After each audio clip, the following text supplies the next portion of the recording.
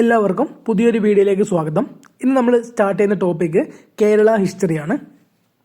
Kerala history നമ്മൾ ആ ഒരു ബിഗിനിങ് മുതൽ സ്റ്റാർട്ട് ചെയ്യുകയാണ്. സ്റ്റെപ്പ് ബൈ സ്റ്റെപ്പായിട്ട് കണ്ടിന്യൂവേഷൻ ആയിട്ടാണ് നമ്മളത് കൊണ്ടുപോകുന്നത്. ഫസ്റ്റ് ടോപ്പിക്ക് യൂറോപ്യന്മാരുടെ ആഗമനമാണ്. സോ നമുക്കറിയാം, ഇന്ത്യ എന്ന് പറയുന്നത് വാണിജ്യപരമായിട്ട് ഭയങ്കര സമൃദ്ധമായിട്ടുള്ള ഒരു രാജ്യമായിരുന്നു. അതുകൊണ്ട് തന്നെ എന്തായിരിക്കും, മറ്റുള്ള വിദേശ രാജ്യങ്ങൾക്ക് ഇന്ത്യയുമായിട്ട് കച്ചവട ബന്ധം പുലർത്താൻ വേണ്ടിയിട്ട് ഭയങ്കര ആവേശമാണ്. കാരണം വെച്ചാൽ ഇന്ത്യയിലെ അത്രയും സമ്പൽ സമൃദ്ധമായിട്ടുള്ളൊരു രാജ്യമായിരുന്നു ആ ഒരു കാലഘട്ടത്തിൽ. ഇന്ത്യയിലേക്ക് ആദ്യമെത്തിയ വിദേശികൾ എന്ന് പറയുന്നത് അറബികളാണ്. എന്നാൽ നമ്മളിവിടെ പറയുന്നത് യൂറോപ്യന്മാരുടെ ആഗമനമാണ്. നമുക്കറിയാം, മധ്യകാലം മുതൽ തന്നെ രണ്ട് പ്രധാനപ്പെട്ട വാണിജ്യ പാതകളാണ് നമുക്കുണ്ടായിരുന്നത് ഇന്ത്യയിൽ. ഒന്ന് കടൽ മാർഗവും മറ്റൊന്ന് കരമാർഗവും. ആദ്യകാലങ്ങളിലൊക്കെ യൂറോപ്യന്മാർ കരമാർഗം വഴിയാണ് ഇന്ത്യയിലേക്ക് വന്നിട്ടുള്ളത്. പിന്നീട് കരമാർഗത്തിന് ചെറിയൊരു തടസ്സം നേരിടുന്നു. അങ്ങനെ അവർ പുതിയൊരു മാർഗം കണ്ടുപിടിക്കുവാണ്, കടൽ മാർഗം, സമുദ്രമാർഗം വഴി ഒരു മാർഗം കണ്ടുപിടിക്കുകയാണ്. അങ്ങനെ കടൽ മാർഗം ഇന്ത്യയിലേക്ക് ആദ്യമായിട്ട് എത്തിയ യൂറോപ്യൻ ശക്തിയാണ് പോർച്ചുഗീസുകാർ. പ്രധാനമായിട്ടും കടൽ മാർഗം ഇന്ത്യയിലേക്ക് ആദ്യമെത്തിയ യൂറോപ്യൻ ശക്തിയാണ് പോർച്ചുഗീസുകാർ. അതിനുശേഷം ആര് വന്നു? ഡച്ചുകാർ, പിന്നീട് ബ്രിട്ടീഷുകാർ, ലാസ്റ്റ് വന്നതാണ് ഫ്രഞ്ചുകാർ.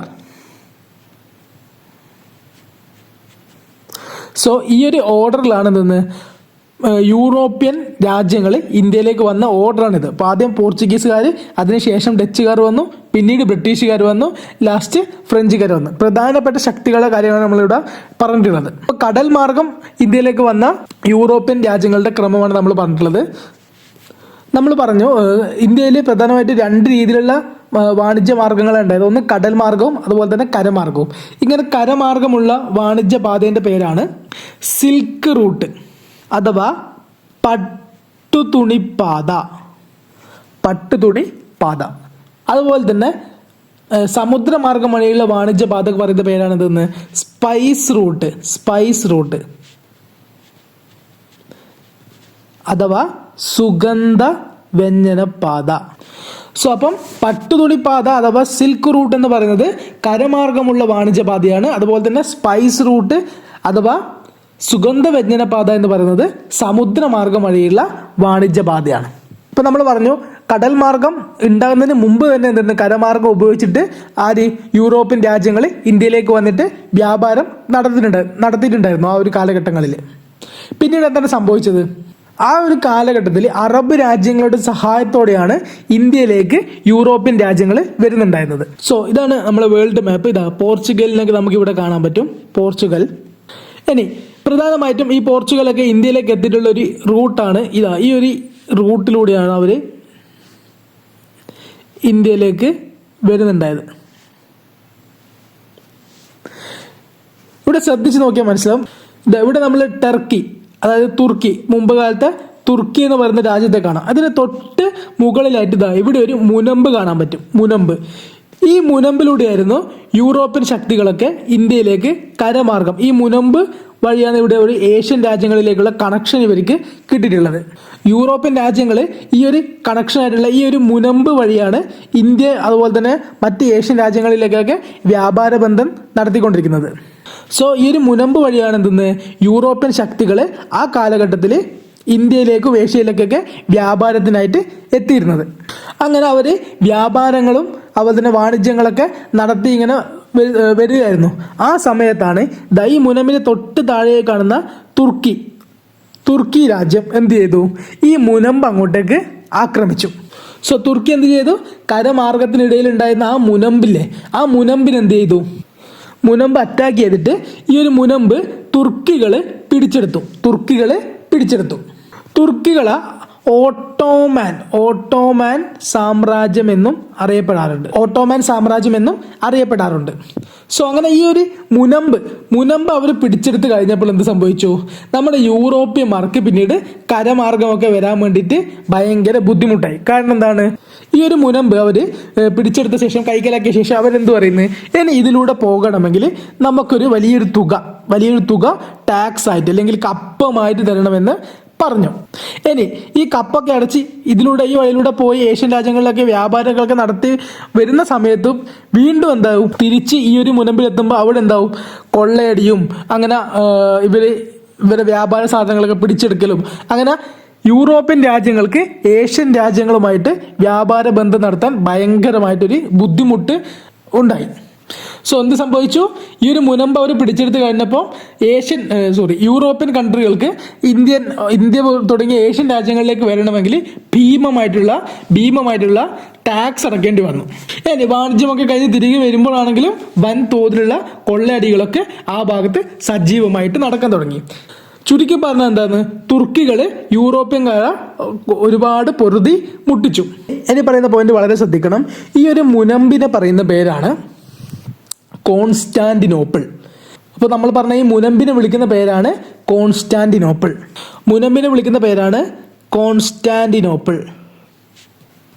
വളരെ ഇമ്പോർട്ടൻ്റ് ആണ്. ഇനി ഈ ഒരു കോൺസ്റ്റാന്റിനോപ്പിൾ സ്ഥിതി ചെയ്യുന്നത് മെഡിറ്ററേനിയൻ സമുദ്രത്തിനും അതുപോലെ തന്നെ കരിങ്കടലിനും ഇടയിലാണ്. അതുപോലെ തന്നെ മെഡിറ്ററേനിയൻ സമുദ്രത്തിനും ഇടയിലാണ്. ഇതാണ് മുനമ്പ് വരുന്നത്. ഈ മുനമ്പിന്റെ ഇപ്പുറത്തെ സൈഡിലുള്ള വൈറ്റ് കാണുന്നതാണ് സമുദ്രം. മുകളിലും താഴെയും എന്തുണ്ട്? സമുദ്രമുണ്ട്. ഈ മുകളിലുള്ളതാണ് എന്തെന്ന്? കരിങ്കടൽ. അതുപോലെ തന്നെ താഴെയിലാണ് എന്തെന്ന്? മെഡിറ്ററേനിയൻ സമുദ്രം. സോ അങ്ങനെ ഈ തുർക്കികൾ കോൺസ്റ്റാന്റിനോപ്പിൾ പിടിച്ചെടുത്ത ശേഷം എന്ത് സംഭവിച്ചു? യൂറോപ്യൻ ശക്തികൾക്ക് ഇന്ത്യയിലേക്കും അതുപോലെ തന്നെ മറ്റ് ഏഷ്യൻ രാജ്യങ്ങളിലേക്കൊന്നും എത്താൻ പറ്റാതെയുള്ളൊരു അവസ്ഥ വന്നു. അങ്ങനെ യൂറോപ്യന്മാർ കരമാർഗമല്ലാതെ എങ്ങനെയെങ്കിലും അവർക്ക് അവിടെ എത്തണമെന്നൊരു ചിന്ത വന്നു. കാരണം അത്രയും സമ്പൽ സമൃദ്ധമായിട്ടുള്ള രാജ്യമാണ് നമ്മുടെ ഇന്ത്യയൊക്കെ. അങ്ങനെ അവർ എന്ത് തീരുമാനിച്ചു? കടൽ മാർഗം വഴി ഇന്ത്യയിലെത്താമെന്ന് തീരുമാനിക്കുകയാണ്. സോ അങ്ങനെ കോൺസ്റ്റാന്റിനോപ്പിൾ പിടിച്ചെടുത്ത തുർക്കികൾ എന്തായി? ഭയങ്കര ശക്തരായിട്ടുള്ള ഒരു രാജ്യമായി മാറി. കാരണം ഇന്ത്യയുമായിട്ടും ഏഷ്യൻ രാജ്യവുമായിട്ടൊക്കെ എന്തെന്ന് നിരന്തരമായിട്ടുള്ള കച്ചവട ബന്ധം തുറന്ന് അവരങ്ങനെ വലിയ സാമ്പത്തികമായിട്ടും പവർഫുൾ ആയിട്ടുള്ള ഒരു ശക്തിയായിട്ട് മാറി ആ ഒരു കാലഘട്ടത്തിൽ. ഇതിൽ നമുക്ക് ആവശ്യമായിട്ടുള്ള എല്ലാ നോട്ടും ഇതിൻ്റെ കൂടെ തന്നെ നമ്മൾ നൽകിയിട്ടുമുണ്ട്. ഓക്കെ, സോ നമുക്ക് പറയാം 1453 തുർക്കിയുടെ നേതാവായ മുഹമ്മദ് രണ്ടാമനായിരുന്നു എന്തെന്ന് കോൺസ്റ്റാന്റിനോപ്പിൾ പിടിച്ചെടുത്തത്. 1453 തുർക്കിയിലെ അന്നത്തെ നേതാവായിരുന്ന മുഹമ്മദ് രണ്ടാമനാണ് എന്തെന്ന് കോൺസ്റ്റാന്റിനോപ്പിൾ പിടിച്ചെടുത്തത്. അതോടുകൂടി തുർക്കി സാമ്രാജ്യം ലോകത്തിലെ തന്നെ വലിയ ശക്തിയായി മാറുന്ന ഒരു അവസ്ഥയിലേക്ക് വന്നു. അങ്ങനെ പൗരസ്ത്യ റോമാ സാമ്രാജ്യത്തിന്റെ ഭാഗമായ പല പ്രദേശങ്ങളും അന്ന് ഓട്ടോമൻ സാമ്രാജ്യം, തുർക്കിന്റെ വേറൊരു പേരുമാണ് ഓട്ടോമൻ സാമ്രാജ്യത്തിന്റെ ഭാഗമായിട്ട് മാറി.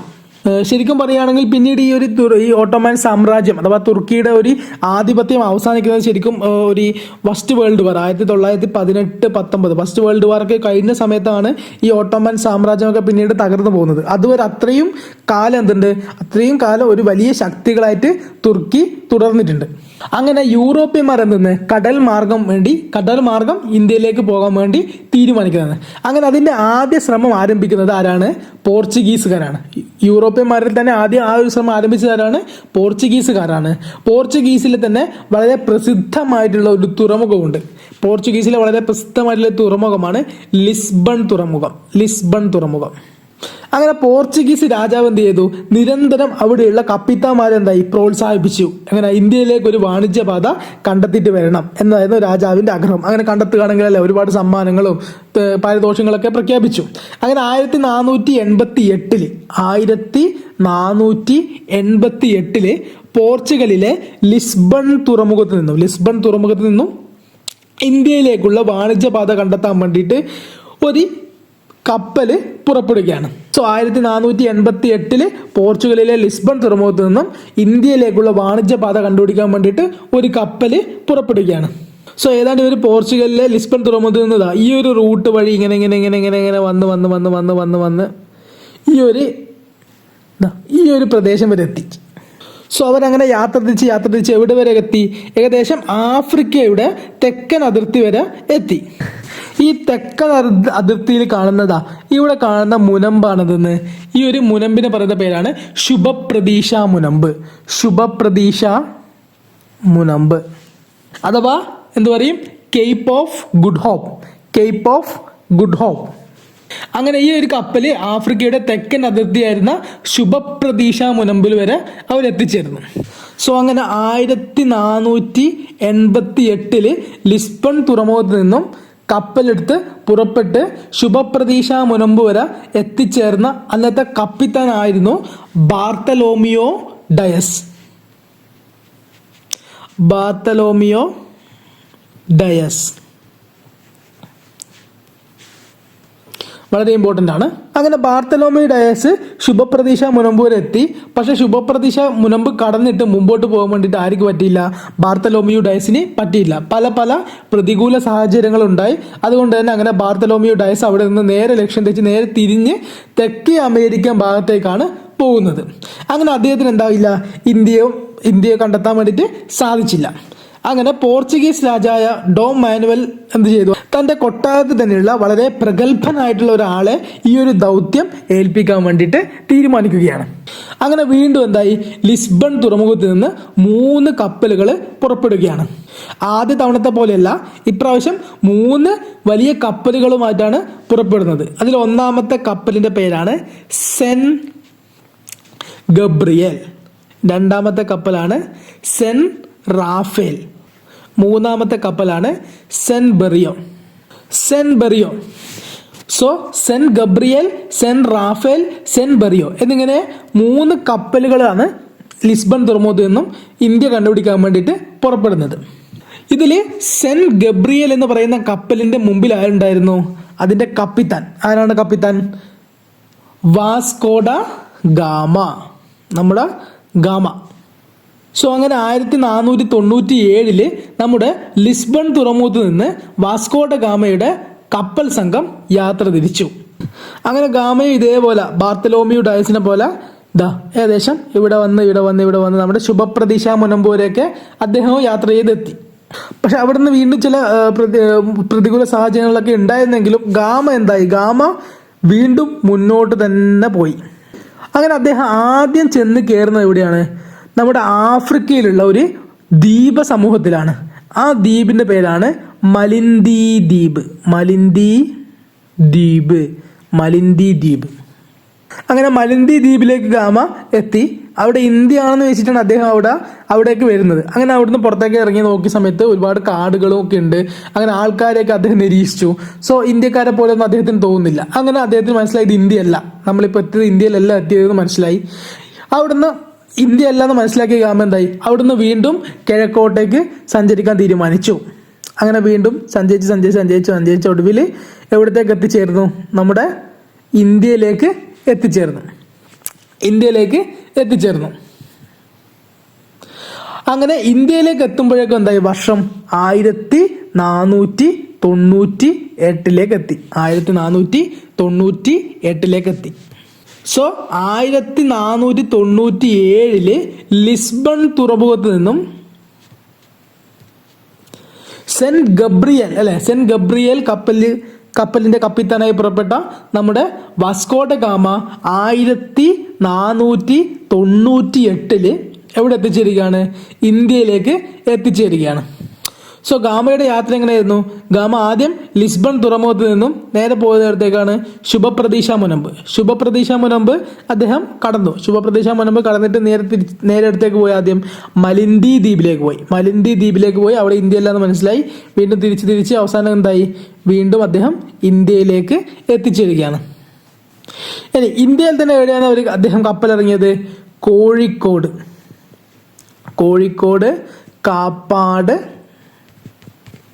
കോഴിക്കോട് കാപ്പാടാണ് അദ്ദേഹം കപ്പലിറങ്ങുന്നത്. ഇനി കുറച്ചും കൂടി സ്പെസിഫിക് ആയിട്ട് പറയുകയാണെങ്കിൽ കാപ്പാടുള്ള പന്തലായനി കടപ്പുറത്താണ്. പന്തലായനി കടപ്പുറത്താണ് എന്തെന്ന് വാസ്കോഡ് ഗാമ കപ്പലിറങ്ങിയത്. ഇനി ഇങ്ങനെ ചോദിക്കാം, കാപ്പാട് ഏത് പഞ്ചായത്തിലാണ് കപ്പലിറങ്ങിയത് എന്നും. അങ്ങനെ ചോദിക്കുകയാണെങ്കിൽ ചേമഞ്ചേരി പഞ്ചായത്ത്. ചേമഞ്ചേരി പഞ്ചായത്ത്.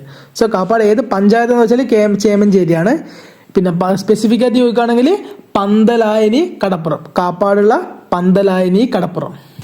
സോ അങ്ങനെ എന്ത് ചെയ്തു, അങ്ങനെ ഒരുപാട് കഷ്ടപ്പെട്ട് ഒരുപാട് സഞ്ചരിച്ച് അങ്ങനെ വാസ്കോഡ് ഗാമ നമ്മുടെ കോഴിക്കോട് കാപ്പാട് പന്തലായനി കടപ്പുറത്ത് കപ്പലിറങ്ങി. സോ ഇതാണ് കേരളത്തിൽ അന്നത്തെ മാപ്പ്. ഇവിടെ നമുക്ക് ശ്രദ്ധിച്ച് നോക്കിയാൽ കാണാൻ പറ്റും. ഈ അടിയിൽ കിടക്കുന്ന ഒരു നാട്ടുരാജ്യമാണ് വേണാട്. ഇതിൻ്റെ തൊട്ട് മുകളിലായിട്ട് കാണുന്നതാണ് കൊച്ചി രാജ്യം. സോ കേരളത്തിലെ ഒരു പ്രബലമായിട്ടുള്ള ഒരു നാട്ടുരാജ്യമാണ് വേണാട്. മറ്റൊരു നാട്ടുരാജ്യമാണ് കൊച്ചി. ഇനി അതിൻ്റെ മുകളിലായിട്ട് ആരുണ്ട്? കോഴിക്കോട് രാജ്യം. അതിൻ്റെ മുകളിലായിട്ട്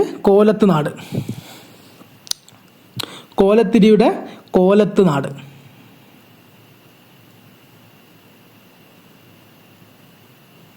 സോ ഈ ഒരു 4 നാട്ടുരാജ്യങ്ങളായിരുന്നു അന്നത്തെ ഏറ്റവും പ്രബലമായിട്ടുള്ള ശക്തിയായിട്ടുള്ള നാട്ടുരാജ്യങ്ങൾ. അത് കൂടാണ്ട് കുറേ ചെറുകിട നാട്ടുരാജ്യങ്ങൾ വേറെ ഉണ്ടായിരുന്നു. അപ്പോൾ വേണാട്, കൊച്ചി, കോഴിക്കോട്, കോലത്തുനാട്, ഈ 4 രാജ്യമാണ് അന്നത്തെ ഏറ്റവും ശക്തരായിട്ടുള്ള 4 നാട്ടുരാജ്യങ്ങൾ. സോ നമുക്കറിയാം അല്ലേ, കോഴിക്കോടാണ് നമ്മുടെ വാസ്കോഡ ഗാമ വന്ന് കപ്പലിറങ്ങുന്ന നേരെ എവിടെയാണ്? കോഴിക്കോട് രാജ്യത്താണ്. സോ അവരങ്ങനെ പന്തലായനി കടപ്പുറത്ത് വന്ന് കപ്പലിറങ്ങി. അവിടെ അവർ നിരീക്ഷിച്ചു അല്ലേ, അവരിങ്ങനെ ഒരുപാട് വലിയ വലിയ വാണിജ്യ കേന്ദ്രങ്ങളൊക്കെ കാണുന്നുണ്ട്. അങ്ങനെ അവരെന്ത് ചെയ്തു? ഉറപ്പിച്ചു ഇത് ഇന്ത്യയാണ് അല്ലേ, ഇത് ഇന്ത്യയാണെന്ന് അവരങ്ങനെ അവിടുത്തെ വാണിജ്യ കേന്ദ്രങ്ങളും മറ്റ് സംഭവങ്ങളൊക്കെ കണ്ട് അവർ ഉറപ്പിച്ചു. ആൾക്കാരെയൊക്കെ ശ്രദ്ധിച്ച് നിരീക്ഷിച്ച് അവർ മനസ്സിലാക്കി നമ്മൾ എത്തിച്ചേർന്നിരിക്കുന്നത് എവിടെയാണ്? കറക്റ്റ് സ്ഥലത്ത് തന്നെയാണ്, നമ്മുടെ ഇന്ത്യയിൽ എത്തിച്ചേർന്നിരിക്കുകയാണെന്ന് അവർ മനസ്സിലാക്കി. അങ്ങനെ എന്ത് ചെയ്തു അവർ? കോഴിക്കോട് രാജ്യത്തെ അന്നത്തെ രാജാവായിരുന്ന നാടുവാഴിയായിരുന്ന കോഴിക്കോട്ട് സാമൂതിരിയുടെ അടുത്തേക്ക് പോവുകയാണ്. എന്തിനായിരിക്കും അവർ പോകുന്നത്? അവർക്ക് വാണിജ്യം ചെയ്യാനുള്ള അനുമതി ചോദിക്കാൻ വേണ്ടിയിട്ടാണ് സാമൂതിരിനെ കാണാൻ വേണ്ടി പോകുന്നത്. സോ അപ്പോൾ നമ്മൾ ഓൾറെഡി പറഞ്ഞിട്ടുണ്ട്, അറബികളും അപ്പം ആ ഒരു സമയത്ത് ശക്തി ആർജിച്ചിട്ട് ഇന്ത്യയുമായിട്ട് നല്ല രീതിയിലൊരു വാണിജ്യം നടത്തിക്കൊണ്ടിരിക്കുന്ന ഒരു കാലഘട്ടമാണ് ആ സമയത്ത്. സോ അപ്പോൾ അറബികൾ ഓൾറെഡി എന്ത് ചെയ്യുന്നുണ്ട്? ഈ കൊച്ചി രാജ്യത്തും കോലത്ത് രാജ്യത്തും കോഴിക്കോട് രാജ്യത്തും വേണാട് രാജ്യത്തൊക്കെ അറബികൾ വാണിജ്യം നടത്തി വരുന്നുണ്ട്. അപ്പോൾ ഈ സമയത്താണ് നമ്മുടെ വാസ്കോഡി ഗാമ എന്ത് ചെയ്യുന്നത്? അവിടെ പോയിട്ട് അനുമതി ചോദിക്കുന്നത്, സാമൂതിരിയോട് അനുമതി ചോദിക്കുന്നു. സോ അപ്പം സാമൂതിരി എന്ത് പറഞ്ഞു? ഓക്കെ, ഇവിടെ നിലവിലിപ്പോൾ എന്ത് ചെയ്യുന്നുണ്ട്? അറബികളുമായിട്ടാണ് നമ്മൾ വ്യാപാരം നടത്തിക്കൊണ്ടിരിക്കുന്നത്. അപ്പോൾ അതിനു വേണ്ടിയിട്ട് അവരെന്ത് ചെയ്യുന്നുണ്ട്? ഒരു ചുങ്കം എന്ന് പറഞ്ഞാൽ ടാക്സ്, ഇന്നത്തെ ടാക്സ് ആണെന്നത് ചുങ്കം എന്ത് ചെയ്യും? അവർ രാജാവിന് നൽകണം. അവിടെ കച്ചവടം നടത്തണമെങ്കിൽ ഒരു ചുങ്കം രാജാവിന് നൽകണം. അപ്പം അതേ ചുങ്കം നൽകിയാൽ എന്ത് ചെയ്യുക? നിങ്ങൾക്കും ഇവിടെ വ്യവസായം നടത്താം എന്ന് പറഞ്ഞു നമ്മുടെ സാമൂതിരി. എന്നാൽ ഗാമക്ക് അത് അത്ര ഇഷ്ടപ്പെട്ടിട്ടില്ല. ചുങ്കം കൊടുക്കണം എന്നൊക്കെ പറഞ്ഞതൊന്നും ഗാമക്ക് ഇഷ്ടപ്പെട്ടിട്ടില്ല. പക്ഷെ എന്നാലും ഗാമ അതിനെ എതിർത്തിട്ടൊന്നുമില്ല. അങ്ങനെ ഒരു പീരങ്കി ഒച്ച മുഴക്കിയിട്ടാണ് എന്തെന്ന് ആ ഒരു കരാർ അവർ അംഗീകരിക്കുന്നത്. ആ ഒരു സമയത്ത് അവിടെ ശരിക്കും ആദ്യമായിട്ടാണ് എന്തെന്ന് പീരങ്കിയൊക്കെ അവിടുത്തെ ജനങ്ങൾ കാണുന്നത് തന്നെ. അതൊരു അത്ഭുതം പോലെയാണ് അവരൊക്കെ അന്നേരം ഇതിനെ നോക്കിക്കണ്ടിരുന്നത്. അങ്ങനെ എന്ത് സംഭവിച്ചു? ഗാമയും സാമൂതിരി ഒരു ധാരണയൊക്കെ ആയിട്ട് ഗാമ അവിടെ നിന്ന് എന്തായി ഇറങ്ങി. കോഴിക്കോട് എന്തായി ഒരു വ്യാപാരങ്ങളൊക്കെ സ്റ്റാർട്ട് ചെയ്തു. അങ്ങനെ സാമൂതിരിയുടെ അടുത്ത നാട്ടുരാജ്യമായ കൊച്ചിയിലും കോലത്ത് നാട്ടിലും ഈ ഒരു വിവരം എന്ത് ചെയ്യും എത്തിയിട്ടുണ്ടാവും. സോ നമുക്കറിയാം കേരളത്തിൽ എന്നല്ല ഇന്ത്യയിൽ അന്ന് മിക്ക നാട്ടുരാജ്യങ്ങളും അപ്പുറം ഇപ്പുറം ഉള്ളവരൊക്കെ എന്തായിരുന്നു? ശത്രുക്കളായിരുന്നു. അതിർത്തി പ്രശ്നവും മറ്റു കാര്യങ്ങളൊക്കെ ആയിട്ട് ഓൾമോസ്റ്റ് തൊട്ടടുത്ത നാട്ടുരാജ്യങ്ങളൊക്കെ ശത്രുതയിലുള്ളായിരുന്നു. സോ ഇവിടെ അങ്ങനെ തന്നെയാണ്. കോഴിക്കോട് രാജ്യത്തിൻ്റെ തൊട്ട് മുകളിലുള്ള കോലത്ത് രാജ്യവും അതുപോലെ തന്നെ തൊട്ട് താഴെയായിട്ടുള്ള കൊച്ചി രാജ്യവുമായിട്ട് എന്താണ് അതിർത്തി പ്രശ്നങ്ങളും അങ്ങനെയൊക്കെ ആയിട്ട് ശത്രുക്കളായിരുന്നു. അങ്ങനെ നമ്മുടെ സാമൂതിരിയുടെ അടുത്തേക്ക് ഈ ഒരു വാസ്കോഡ ഗാമ ഇങ്ങനത്തെ പോർച്ചുഗീസിലെ ഒരു വലിയ നാവികം വന്നിട്ടുണ്ടെന്നുള്ള കാര്യങ്ങളൊക്കെ എവിടെ അറിഞ്ഞു? കൊച്ചിയിലും കോലത്ത് നാട്ടിലൊക്കെ ഈ ഒരു വിവരം എത്തി. സ്വാഭാവികമായിട്ടും അയൽരാജ്യം ആയതുകൊണ്ട് തന്നെ എന്തായിരിക്കും ഈ രണ്ട് രാജ്യങ്ങൾക്കും സാമൂതിരിയായിട്ട് ശത്രുതയും ഉണ്ടായിരുന്നു. അങ്ങനെ അതിർത്തി തർക്കങ്ങളൊക്കെ ആയിട്ട് ഒരു നല്ല രീതിയിലുള്ള ഒരു ശത്രുത ഇവർ തമ്മിലുണ്ടായിരുന്നു. പിന്നെ പൊതുവെ ശക്തനായിട്ടുള്ള, നമ്മൾ നേരത്തെ പറഞ്ഞു, ശക്തനായിട്ടുള്ള ഒരു ഭരണാധികാരിയായിരുന്നു സാമൂതിരി. അങ്ങനെ സാമൂതിരിയോട് നേരിട്ട് യുദ്ധം ചെയ്താൽ ജയിക്കാൻ പറ്റില്ല എന്ന് ഇവർക്ക് അറിയുകയും ചെയ്യാം. അപ്പോൾ സ്വാഭാവികമായിട്ട് ഒരു വലിയൊരു ശക്തനായിട്ടുള്ള അല്ലേ പീരങ്കിയൊക്കെ മുടക്കിയ കാര്യങ്ങളൊക്കെ അവർ അറിഞ്ഞിട്ടുണ്ടാവും. അപ്പോൾ പീരങ്കിയൊക്കെയുള്ള ഭയങ്കര ശക്തനായിട്ടുള്ള ഒരാൾ സാമൂതിരിയുടെ അടുത്ത് വന്ന കാര്യം ആരറിഞ്ഞു? ഇവരറിഞ്ഞു. സ്വാഭാവികമായിട്ട് എന്തുണ്ടാവും? ഈ രണ്ട് നാട്ടുരാജ്യങ്ങൾക്ക് എന്താവും? ചെറിയ അസൂയൊക്കെ എന്താവും? വന്നിട്ടുണ്ടാവും. അങ്ങനെ ഇവർ രണ്ടുപേരും എന്ത് ചെയ്യാണ്? ഓരോ രാജ്യവും, അതായത് കോലത്ത് രാജ്യവും അതുപോലെ തന്നെ കൊച്ചി രാജ്യവും ഒരു ദൂതന്മാരെ അവിടത്തേക്ക് അയക്കുവാണ്, ഗാമേൻ്റെ അടുത്തേക്ക് അയക്കുകയാണ്. സ്വാഭാവികമായിട്ട് അവർ ഗാമേൻ്റെ അടുത്തേക്ക് വന്നിട്ട് എന്ത് ചെയ്യും? എന്തു പറയും? ഇങ്ങനെ നമ്മുടെ നാട് ഭയങ്കര സംഭവമാണ്, നമ്മുടെ രാജ്യത്ത് വന്നാൽ നിങ്ങൾക്ക് ഇങ്ങനെ വ്യാപാരം നടത്താം, അങ്ങനെ കുറച്ച് അവരുടെ രാജ്യങ്ങളെയും രാജാവിനൊക്കെ തമ്മിൽ പുകഴ്ത്തി പറയും. അതുകൂടാതെ കുറച്ച് സാമൂതിരിനെ പറ്റിയിട്ട് എന്ത് ചെയ്യും? കുറച്ച് ദോഷങ്ങളും പറഞ്ഞിട്ടൊക്കെ കൊടുത്തിട്ടുണ്ടാവാം. അങ്ങനെ അവരെന്ത് ചെയ്യും? അവർ രണ്ട് ദൂതന്മാരെ അയച്ചിട്ട് ഗാമേൻ എന്ത് ചെയ്തു? അവരുടെ രാജ്യത്തിലേക്ക് ക്ഷണിച്ചു അല്ലെ, ക്ഷണന നൽകി. രണ്ടുപേരും ഗാമക്ക് ക്ഷണന നൽകി. എന്നാൽ നമ്മുടെ സാമൂതിരിയുടെ നാട്ടിൽ നിന്നും പോകാൻ വേണ്ടിയിട്ട് ആദ്യമൊന്നും ആർക്കും വലിയ താല്പര്യമൊന്നും ഉണ്ടായിട്ടില്ല. നമ്മുടെ ഗാമക്ക് താല്പര്യം ഉണ്ടായിട്ടില്ല. കാരണം എന്താ വെച്ചാൽ അത്രയും സമ്പൽ സമൃദ്ധമായിട്ടുള്ള ഒരു രാജ്യമായിരുന്നു അന്ന് കോഴിക്കോട് രാജ്യം. എന്നാൽ കപ്പം അല്ലേ, കപ്പത്തിന്റെ കാര്യത്തിൽ നമ്മുടെ സാമൂതിരി യാതൊരു അയവോ അല്ലെങ്കിൽ വിട്ടുവീഴ്ചയോ ഒന്നും വരുത്താൻ തയ്യാറായിട്ടില്ല. അങ്ങനെ ഗാമ ചിന്തിച്ചപ്പോൾ എന്തായി? ഓൾറെഡി ഈ രണ്ട് നാട്ടുരാജ്യങ്ങളിൽ നിന്നും ക്ഷണം കിട്ടിയിട്ടുണ്ട്. അങ്ങനെയാണെങ്കിൽ ഗാമ എന്ത് തീരുമാനിച്ചു? ആദ്യം കോലത്ത് നാട്ടിലേക്ക് ഒന്ന് പോകാൻ വേണ്ടി ഗാമ തീരുമാനിക്കുകയാണ്. കോലത്ത് നാട്ടിൽ നിന്നും കൊച്ചി രാജ്യത്ത് നിന്നുമാണ് ക്ഷണം വന്നത്. അതിൽ ഏതെങ്കിലും ഒരു സ്ഥലത്തേക്ക് ഗാമക്ക് ഇപ്പോൾ പോകാൻ പറ്റും. അങ്ങനെ ഗാമ എന്ത് തീരുമാനിച്ചു? കുറച്ചു കാലം കോഴിക്കോട് തന്നെ നിന്ന് കുറച്ച് വ്യാപാരമൊക്കെ നടത്തിയ ശേഷം നേരെ എവിടത്തേക്ക് പോയി? കോലത്ത് നാട്ടിലേക്ക് പോയി. അങ്ങനെ ഗാമ ആരുടെ ക്ഷണം സ്വീകരിച്ചത്? കോലത്ത് നാടിന്റെ ക്ഷണം സ്വീകരിച്ചു. കൊച്ചിയുടെ ക്ഷണം ഇതുവരെ സ്വീകരിച്ചിട്ടില്ല. ഓക്കെ, കൊച്ചിനെ അവിടെ പെൻഡിങ്ങിൽ നിർത്തി തൽക്കാലം. അങ്ങനെ കോലത്ത് നാട്ടിൽ ചെന്നപ്പോൾ കോലത്തിരിക്ക് ഭയങ്കര സന്തോഷമായി. കോലത്ത് രാജ്യത്തിലെ രാജാവായ കോലത്തിരിക്ക് അത് ഭയങ്കര സന്തോഷമായി. അങ്ങനെ അവർ ഈ വാസ്കോഡ ഗാമക്ക് ആവശ്യമായിട്ടുള്ള എല്ലാ വ്യാപാര സാധനങ്ങളും, മെയിൻലി എന്താണ്, സുഗന്ധവ്യഞ്ജനങ്ങൾ അല്ലെ, കുരുമുളക്, ഏലം എല്ലാം കൊടുക്കാന്ന് പറഞ്ഞു. എല്ലാ വ്യാപാര സാധനങ്ങളും, അവിടെയുള്ള എല്ലാ വ്യാപാര സാധനങ്ങളും എത്ര വേണമെങ്കിലും നിങ്ങൾക്ക് കയറ്റിത്തരാന്ന് പറഞ്ഞു. കോലത്ത് അയാളോട് പറഞ്ഞു, ഗാമയോട് പറഞ്ഞു, സാമൂതിരിയെ പറ്റി പല കുറ്റങ്ങളും കാര്യങ്ങളൊക്കെ പറഞ്ഞു കൊടുത്തു. നിങ്ങൾക്ക് എന്ത് സഹായം വേണമെങ്കിൽ നമ്മൾ ചെയ്തു തരാം, നമ്മൾ ഒരുക്കി തരാം, നമുക്ക് ഒന്നും വേണ്ട, കപ്പം വേണ്ട, ഒന്നും വേണ്ട എന്നൊക്കെ പറഞ്ഞ് കോലത്തിരി അയാളോട് പറഞ്ഞു, ഗാമയോട് പറഞ്ഞ് അവരൊന്ന് സോപ്പിടാൻ നോക്കി. അങ്ങനെ ഗാമക്ക് ആവശ്യമായിട്ടുള്ള സാധനങ്ങളൊക്കെ കപ്പലിൽ ആര് കയറ്റി കൊടുത്തു? നമ്മുടെ കോലത്തിരി രാജാവ് കയറ്റി കൊടുത്തു. അങ്ങനെ ഗാമ എന്ത് ചെയ്തു? തിരിച്ച് നാട്ടിലേക്ക് പോകാൻ വേണ്ടി നിൽക്കുകയാണ്. കാരണം അവർ വന്ന ഉദ്ദേശങ്ങളൊക്കെ നടന്നു അല്ലേ. ഇന്ത്യയിലേക്കുള്ള ഒരു വാണിജ്യ സംഭവം കണ്ടുപിടിച്ചു. ഇന്ത്യയിൽ നിന്ന് ഒരുപാട് സാധനങ്ങൾ കച്ചവടവും നടത്തിയിട്ട് അങ്ങനെ ഒരുപാട് സാധനങ്ങളുമായിട്ട് ആര് തിരിച്ചു പോകാൻ നിൽക്കുകയാണ്? ഗാമ തിരിച്ചു മടങ്ങാൻ വേണ്ടിയിട്ട് പോവുകയാണ്. അങ്ങനെ ഈ തിരിച്ചു മടങ്ങുന്ന സമയത്ത് ഈ കപ്പലിന്റെ അറ്റകുറ്റപ്പണികൾക്കും മറ്റുള്ള റെസ്റ്റിനും കാര്യങ്ങൾക്കുമായിട്ട് മലബാർ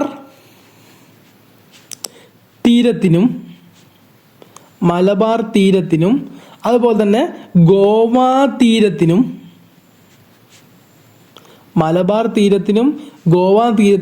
സമീപമുള്ള അഞ്ചി ദ്വീപ് എന്ന് പറയുന്ന സ്ഥലത്ത് കപ്പലടുപ്പിച്ചു. ഇനി ചില ബുക്കിൽ എന്ത് കാണാൻ പറ്റും? അഞ്ചടിവ ദ്വീപ് എന്നും കാണാൻ പറ്റും. രണ്ടും ശരിയാണ്. അഞ്ചടിവ ദ്വീപ് എന്നും കാണാറുണ്ട് ചില ബുക്കിൽ അഞ്ചി ദ്വീപ് എന്നും കാണാറുണ്ട്. രണ്ടായാലും എന്താണ്, സെയിം തന്നെയാണ്. അങ്ങനെ കപ്പലിന്റെ അറ്റകുറ്റപ്പണികൾക്കും മറ്റു കാര്യങ്ങൾക്കുമായിട്ട് റെസ്റ്റിനൊക്കെ ആയിട്ട് എന്തായി? അങ്ങനെ ഗാമ അഞ്ചി ദ്വീപിൽ അല്ലെങ്കിൽ അഞ്ചടിവ ദ്വീപിലേക്ക് ഇറങ്ങിയാണ്. അങ്ങനെ ഗാമ അവിടെ കുറച്ച് റെസ്റ്റ് ഒക്കെ എടുത്തിരിക്കുന്ന സമയത്ത് ആര് വരും? ഗാമേനെ കാണാൻ വേണ്ടിയിട്ട് അവിടത്തേക്ക് ഒരാൾ വരും. നമുക്ക് ഈ നോട്ട്സ് ഒന്ന് പെട്ടെന്ന് വായിക്കാം. തുർക്കികൾ 1453 കോൺസ്റ്റാന്റിനോപ്പിൾ പിടിച്ചെടുത്തതിനു ശേഷം കരമാർഗത്തിലൂടെ ഇന്ത്യയിലെത്താൻ യൂറോപ്യന്മാർക്ക് കഴിയാതെയായി. തുടർന്ന് കേപ്പ് ഓഫ് ഗുഡ് ഹോപ്പ്, ശുഭപ്രതീക്ഷ മുനമ്പ് വഴി ഇന്ത്യയിലേക്ക് എത്തുക എന്ന അവസ്ഥയിലേക്ക് അവരെത്തി. സമുദ്രമാർഗം ഇന്ത്യയിലേക്ക് എത്തിയ യൂറോപ്യന്മാർ ഫസ്റ്റ് വന്നത് പോർച്ചുഗീസുകാരാണ് 1498, രണ്ടാമത് ഡച്ചുകാർ വന്നു 1595. ഇനി കേരളത്തിലെത്തിയാണെങ്കിൽ 1604, ബ്രിട്ടീഷുകാർ വന്നു 1600, ഫ്രഞ്ചുകാർ വന്നു 1664. ഈ ഒരു ഓർഡറിലാണ് യൂറോപ്യൻ ശക്തികൾ സമുദ്രമാർഗം വഴി ഇന്ത്യയിലേക്ക് എത്തിച്ചേരുന്നത്. സോ നമ്മളിവിടെ പറഞ്ഞു നിർത്തിയത് അങ്ങനെ അഞ്ചടിവ ദ്വീപിൽ കുറച്ച് കപ്പലിൻ്റെ മെയിൻ്റനൻസിൻ്റെ കാര്യങ്ങളും മറ്റ് വിശ്രമത്തിനൊക്കെ വേണ്ടിയിട്ട് അവിടെ വിശ്രമിക്കുകയായിരുന്നു നമ്മുടെ ഗാമ. ആ സമയത്ത് ഗാമയെ കാണാൻ വേണ്ടിയിട്ട് ഒരാൾ അവിടത്തേക്ക് വരികയാണ്. ഒരു ജൂത മതക്കാരനായിട്ടുള്ള ഒരു വ്യക്തിയായിരുന്നു അദ്ദേഹം. പിന്നീട് എന്ത് ചെയ്തു? പിന്നീട് അദ്ദേഹം കുറേ സഞ്ചാരമൊക്കെ നടത്തി ഇടയ്ക്ക് വെച്ചിട്ട് എന്തായി, ഇസ്ലാം മതം സ്വീകരിക്കുകയാണ്. അങ്ങനെ ഈ ഗ്രനേഡക്കാരൻ, അതായത് ഗ്രനേഡ എന്ന് പറയുന്ന രാജ്യത്തുള്ള വ്യക്തിയാണ് അദ്ദേഹം. ഗ്രനേഡക്കാരൻ എന്ത് ചോദിച്ചു ഗാമയോട്, ഞാനും കൂടി നിങ്ങളെ കൂടെ വന്നോട്ടെ എന്നൊക്കെ ചോദിച്ചു. സോ അങ്ങനെ ഈ അഞ്ചടിവ ദ്വീപിൽ നിന്നും കിട്ടിയ ഗ്രനേഡക്കാരനെയും കൊണ്ടാണ് നമ്മുടെ വാസ്കോ ഡ ഗാമ തിരികെ ലിസ്ബണിലേക്ക് എത്തിച്ചേരുന്നത്. അങ്ങനെ 1499 എന്തായി, ലിസ്ബണിലേക്ക് അദ്ദേഹം മടങ്ങിയെത്തി. അദ്ദേഹത്തെ സ്വീകരിക്കാൻ വേണ്ടിയിട്ട് എന്തുണ്ടാവും, ഗംഭീര ഒരു സ്വീകരണം തന്നെ രാജാവ് ഒരുക്കിയിട്ടുണ്ടാവും. കാരണം അദ്ദേഹം വഴി കണ്ടുപിടിച്ചു, മറ്റു കാര്യങ്ങളൊക്കെ കൊണ്ടുവരുന്നുണ്ട്, മറ്റ് സുഗന്ധ വ്യഞ്ജനങ്ങളൊക്കെ അദ്ദേഹം കൊണ്ടുവരുന്നുണ്ട്. അങ്ങനെ ഗംഭീരമായിട്ടുള്ള സ്വീകരണമൊക്കെ ആർക്കും ഒരുക്കി, ഗാമക്ക് ഒരുക്കിയിട്ടുണ്ടാവും. സോ അപ്പൊ സ്വാഭാവികമായിട്ട് എന്ത് കാണും, ഈ ഒരു ഗാമേന്റെ കൂടെയുള്ള ഗ്രനഡക്കാരൻ ഗ്രനഡക്കാരനെ ആര് കണ്ടു, നമ്മുടെ ഡോം മാനുവൽ രാജാവ് കണ്ടു. സോ സ്വാഭാവികമായിട്ട് എന്ത് ചെയ്യും, അദ്ദേഹത്തിനെ പറ്റിയിട്ട് വാസ്കോ ഡ ഗാമയോട് ചോദിക്കും. സോ ഗാമ എന്ത് പറഞ്ഞു, ഇദ്ദേഹത്തെ എനിക്ക് ഇന്ത്യയിൽ നിന്ന് കിട്ടിയിട്ടുള്ള ആളാണ്, ഇന്ത്യയെക്കുറിച്ചും ഇന്ത്യയുടെ വാണിജ്യ സാധ്യതയെക്കുറിച്ചുമൊക്കെ നന്നായിട്ട് അറിവുള്ള ഒരാളാണ് ഇദ്ദേഹത്തിന് ഇന്ത്യയിലൊക്കെ സഞ്ചരിച്ചിട്ട് നല്ല ബന്ധമുണ്ട്, ഇദ്ദേഹത്തിനെ ഉപയോഗിച്ചിട്ട് നല്ല വാണിജ്യ ബന്ധം ഉണ്ടാക്കാൻ വേണ്ടിയിട്ട് നമുക്ക് സാധിക്കും. അങ്ങനെയുള്ള കാര്യങ്ങളൊക്കെ ആര് പറഞ്ഞു, Vasco da Gama Dom Manuel രാജാവിനോട് പറഞ്ഞു. അങ്ങനെ ഡോം മാനുവൽ രാജാവ് എന്ത് ചെയ്തു വെച്ചാൽ അദ്ദേഹത്തിന് ആദ്യം തന്നെ എന്ത് ചെയ്തു, ക്രിസ്തു മതത്തിലേക്ക് മാറ്റി. സോ ഡോം മാനുവൽ രാജാവ് എന്ത് ചെയ്തു, അങ്ങനെ ആദ്യം തന്നെ ക്രിസ്തു മതത്തിലേക്ക് മാറ്റി.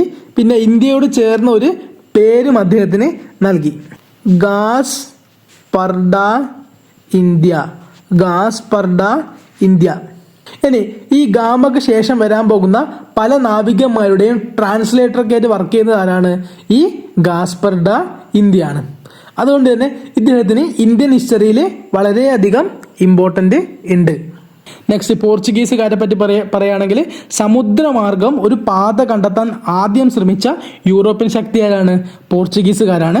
ഇതിനെ തുടർന്ന് ആദ്യമായി ശുഭപ്രതീക്ഷ മുനമ്പ് വരെ എത്തിയ പോർച്ചുഗീസ് നാവികനാണ് ബർത്തലോമിയു ഡയസ്. എപ്പോഴാണ്, 1488. എന്നാൽ ഇന്ത്യയിലേക്ക് സമുദ്രമാർഗം എത്തുന്ന ആദ്യ നാവികൻ ആരായിരുന്നു, വാസ്കോ ഡ ഗാമയായിരുന്നു. കണ്ണൂരിൽ നിന്നും തിരികെ പോയ ഗാമ മലബാർ തീരത്തിനടുത്തുള്ള അഞ്ചി ദ്വീപ് എന്ന ദ്വീപിൽ കപ്പലിന്റെ അറ്റകുറ്റപ്പണികൾക്കായി നിർത്തി. സോ അവിടെ ജൂതമതക്കാരനും പിന്നീട് ഇസ്ലാമിക മതം സ്വീകരിച്ച ഗ്രനേഡക്കാരനെ കണ്ടു. ഗ്രനേഡക്കാരൻ എന്നാൽ ഗ്രനേഡ എന്ന രാജ്യത്ത് ഉള്ള ഒരു പൗരനാണ് ഗ്രനേഡക്കാരൻ എന്ന് കൊണ്ട് ഉദ്ദേശിക്കുന്നത്. അങ്ങനെ അദ്ദേഹത്തിന് എന്ത് ചെയ്തു, ലിസ്ബണിലേക്ക് അദ്ദേഹം കൂട്ടിക്കൊണ്ടുപോവാണ്. ഇദ്ദേഹം എന്ന് വെച്ചാൽ ഒരു സഞ്ചാരകനായിരുന്നു. അങ്ങനെ ഒരുപാട് രാജ്യങ്ങളിൽ സഞ്ചരിച്ച് പല ഭാഷകൾ വശമുള്ള ഒരു വ്യക്തിയായിരുന്നു നമ്മുടെ ഗ്രനേഡക്കാരൻ. അങ്ങനെ ജൂതമതക്കാരനായ ഇദ്ദേഹം എന്ത് മതം സ്വീകരിച്ചു, പിന്നീട് ഇസ്ലാം മതം സ്വീകരിച്ചു. അങ്ങനെ ഈ ഗ്രനേഡക്കാരൻ ഞാനും കൂടി നിങ്ങളെ കൂടെ വരട്ടെ എന്ന് ചോദിക്കുന്ന സമയത്ത് ഗാമ പറഞ്ഞു പോന്നോളൂ എന്ന് പറഞ്ഞുകൊണ്ട് അദ്ദേഹത്തിനെയും കൂടി കൂട്ടി ആ ഒരു യാത്ര തിരിക്കുകയാണ്. സോ അങ്ങനെ ലിസ്ബണിലെത്തിയ അദ്ദേഹത്തെ ക്രിസ്തു മതത്തിലേക്ക് മാറ്റുകയും ചെയ്തു. അദ്ദേഹത്തിന് ഇന്ത്യയുമായിട്ട് ഇണങ്ങിയിട്ടുള്ള ഒരു പേരായ ഗാസ്പർ ഡ ഇന്ത്യ എന്ന പേര് നൽകുകയും ചെയ്തു. ഒപ്പം ഗാമ തിരിച്ചു വന്ന സമയത്ത് ഗാമ കൊണ്ടുവന്നിട്ടുള്ള കപ്പലിലുള്ള സാധനങ്ങളൊക്കെ ഡോം മാനുവൽ രാജാവ് കണ്ടിട്ടുണ്ടാവും. അദ്ദേഹം കണ്ടിട്ട് ഞെട്ടിപ്പോയി എന്നാ പറയുന്നത്. അങ്ങനെ ഗാമക്ക് എന്താക്കി, രാജാവ് 200 ക്രൂസഡോസ്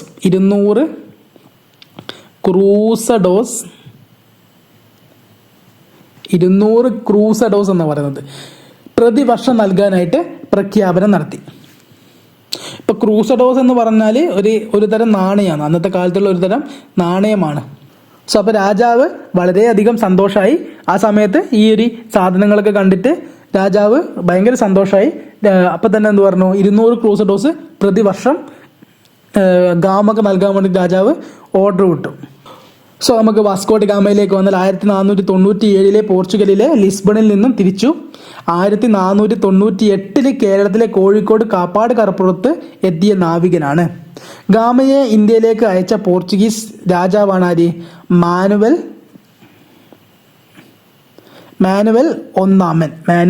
ഒന്നാമൻ അഥവാ ഡോം മാനുവൽ രാജാവ്. Saint Gabriel, Saint Raphael, Saint Berrio എന്നീ 3 കപ്പലുകളിലായിട്ടാണ് അവർ ലിസ്ബണിൽ നിന്നും പുറപ്പെടുന്നത്. അതിൽ തന്നെ വാസ്കോ ഡ ഗാമ സഞ്ചരിച്ച കപ്പലിന്റെ പേരാണ് Saint Gabriel. Vasco da Gama Kozhikode കപ്പലിറങ്ങുമ്പോൾ കോഴിക്കോട് ഭരണാധികാരി സാമൂതിരി പോർച്ചുഗീസുകാരും മറ്റ് വിദേശികൾക്കും നൽകും പോലെ കപ്പം നൽകണമെന്ന് ആവശ്യപ്പെട്ടു. സോ പോർച്ചുഗീസുകാരും മറ്റ് വിദേശികൾ, അതായത് അറബികൾ നൽകുന്ന പോലെ കപ്പം നൽകണമെന്ന് ആരാവശ്യപ്പെട്ടു? സാമൂതിരി ആവശ്യപ്പെട്ടു. തുടർന്ന് ഗാമ കോഴിക്കോട് നിന്നും കണ്ണൂർ കോലത്തിരികളുടെ ആതിഥേയത്വം സ്വീകരിച്ചു. അങ്ങനെ കോഴിക്കോട് നിന്ന് കുറച്ചു കാലം താമസിച്ച ശേഷം എവിടത്തേക്ക് പോവാണ്? കോലത്തിരി രാജ്യത്തിലേക്ക് പോവാണ്. കണ്ണൂരുള്ള കോലത്തിരി രാജ്യം. അങ്ങനെ കോലത്തിരിയുടെ സഹായത്താൽ വാണിജ്യ സൗകര്യങ്ങൾ ഗാമയ്ക്ക് ലഭിച്ചു. അല്ലെ, കോലത്തിരി രാജാവ് ഒരുപാട് സന്തോഷമായി. ഒരുപാട് വാണിജ്യ സാധനങ്ങളൊക്കെ കപ്പലിൽ ഫുള്ളായിട്ട് നിറച്ച് കൊടുത്ത് ഗാമേനെ സന്തോഷിപ്പിച്ചിട്ട് അവിടുന്ന് വിട്ടു. അങ്ങനെ 1499 വാസ്കോ ഡ ഗാമ തിരികെ ലിസ്ബണിലേക്ക് തിരിച്ചെത്തി. 1499 തിരിച്ചെത്തി. അദ്ദേഹത്തിന്റെ യാത്രാ ചിലവിന്റെ ഏകദേശം 60 ഇരട്ടി ലാഭവുമായിട്ടാണ് ആര് വരുന്നത്? ഈ ഒരു യാത്ര ഗാമ പൂർത്തീകരിച്ചിട്ട്. അതായത് അദ്ദേഹത്തിന്റെ യാത്രാ ചിലവിനും കാര്യങ്ങൾക്കൊക്കെ ആയിട്ട് ഉണ്ടായിട്ടുള്ള പൈസേന്റെ 60 ഇരട്ടി ലാഭം കൊണ്ടാണ് അദ്ദേഹം തിരിച്ച് രാജ്യത്തിലേക്ക് എത്തിയത്. അങ്ങനെ കണ്ണൂരിൽ നിന്നും തിരികെ പോയ ഗാമ മലബാർ തീരത്തിനടുത്തുള്ള അഞ്ചി ദ്വീപിൽ കപ്പലിന്റെ അറ്റകുറ്റപ്പണികൾക്കായിട്ട് നിർത്തിവെച്ചിട്ടുണ്ടായിരുന്നു. അവിടെ ജൂതമതക്കാരനും പിന്നീട് ഇസ്ലാമിക മതം സ്വീകരിച്ച ഗ്രനേഡക്കാരനെ കണ്ടു. അദ്ദേഹത്തെ ലിസ്ബണിലേക്ക് കൊണ്ടുപോയി. ലിസ്ബണിലെത്തിയ അദ്ദേഹത്തെ ക്രിസ്തു മതത്തിലേക്ക് മാറ്റുകയും ഗാസ്പർ ഡ ഇന്ത്യ എന്ന പേര് നൽകുകയും ചെയ്തു. അങ്ങനെ ലിസ്ബണിൽ തിരികെ എത്തിയ ഗാമയ്ക്ക് വലിയ വരവേൽപ്പ് ലഭിച്ചു. യാത്രാ വിജയം കണ്ട ഗാമയ്ക്ക് മാനുവൽ രാജാവ് 200 ക്രൂസഡോസ് വർഷം തോറും നൽകാൻ പ്രഖ്യാപിച്ചു. സോ നമ്മൾ പറഞ്ഞ പോലെ തന്നെ ഇനി വരുന്ന കപ്പിത്താനോടൊപ്പം ആരും ഈ ഗാസ്പർ ഡ ഇന്ത്യയിലേക്ക് തിരിച്ചു വരുന്നുണ്ട്. പിന്നീട് ട്രാൻസ്ലേറ്ററായിട്ടൊക്കെ അദ്ദേഹം വർക്കും ചെയ്യുന്നുണ്ട്. സോ ഇതാണ് യൂറോപ്യന്മാരുടെ ആദ്യത്തെ കടൽ മാർഗമുള്ള ഇന്ത്യയിലേക്കുള്ള ആഗമനം. ഇനി നമുക്ക് നെക്സ്റ്റ് പറയാനുള്ളത് അടുത്ത നാവികൻ ആരാന്ന് വെച്ചാൽ പെട്രോ അൽവാരേസ് കബ്രാൾ. ഇതാണ് ഗാമയ്ക്ക് ശേഷം ഇന്ത്യയിലേക്ക് വന്ന നാവികൻ. ഇദ്ദേഹത്തിനെ കുറിച്ചാണ് നമുക്ക് നെക്സ്റ്റ് പറയാനുള്ളത്. അത് നമ്മൾ നെക്സ്റ്റ് വീഡിയോയിൽ ഇതിൻ്റെ ബാക്കി ഡിസ്കസ് ചെയ്യുന്നതായിരിക്കും. സോ അപ്പോൾ ഇത്രയും കാര്യങ്ങൾ, ഇന്ന് പറഞ്ഞിട്ടുള്ള എല്ലാ കാര്യങ്ങളും, എല്ലാ പോയിന്റ്സും, ആവശ്യമായിട്ടുള്ള പോയിന്റ്സൊക്കെ നോട്ട് ചെയ്ത് കൃത്യമായിട്ട് പഠിക്കുക. ബാക്കി നമ്മൾ നെക്സ്റ്റ് വീഡിയോയിൽ പറയുന്നതായിരിക്കും.